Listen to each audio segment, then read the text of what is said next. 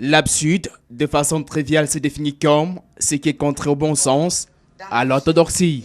Dans le champ littéraire, le concept revêt une autre dimension. Les écrivains du XXe siècle en ont d'ailleurs fait un mouvement littéraire, en passant par Albert Camus, Samuel Beckett, Eugène Ionesco et pas loin de nous, Mongo Betty. Les corpus de ce dernier viennent d'ailleurs de servir de base de réflexion à une thèse de doctorat à l'université de Dijon autour de la question de l'absurde, menée par l'étudiante Aoum Keng Mado. Mongo Betty, de manière systématique et méthodique en même temps, inscrit dans ses romans la norme et montre en même temps comment cette norme est enfreinte.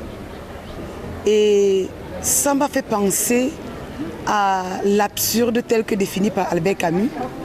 Et je me suis dit, ce serait intéressant d'explorer cette perspective d'analyse-là. Devant un jury constitué de haute intelligence universitaire et en présence de la communauté universitaire ainsi que des proches connaissances, la candidate a défendu avec brio le fruit de ses recherches. L'entrée par laquelle elle a pris le texte en fait un travail absolument intéressant parce qu'elle a travaillé sur l'absurde.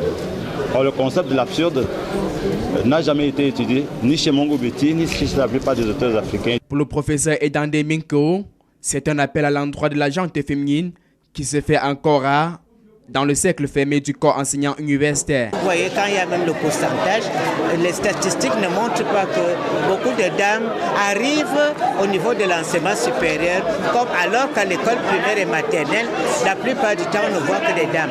Donc que les dames fassent un effort supplémentaire surhumain, malgré les charges et surcharges, pour terminer leur thèse. Une mention très honorable dont a été créditée la thèse vient ainsi combler les longues années de recherche et de sacrifices consenti. Désormais, la thèse est à consulter dans les bibliothèques de l'université de Dijon et même d'ailleurs.